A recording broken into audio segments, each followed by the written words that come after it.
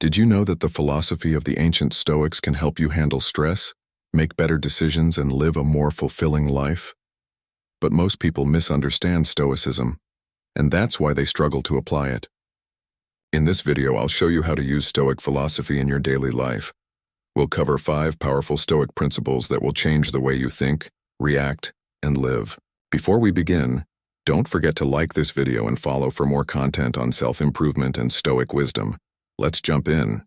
Epictetus said, "Happiness and freedom begin with a clear understanding of one principle. Some things are within our control and some things are not. Most people stress over things they cannot control, like other people's opinions or the past. But a true Stoic focuses only on what can be changed. Want to be happier? Stop worrying about what's outside your control." Marcus Aurelius believed that the impediment to action advances action. What stands in the way becomes the way. In life, challenges aren't setbacks, they're tools. Every time you hit a wall, ask yourself, how can I use this to grow? Seneca taught that we suffer more in imagination than in reality. Think about it. Most of your stress isn't from actual problems, but from overthinking them. The Stoic mindset? Respond rationally, not emotionally.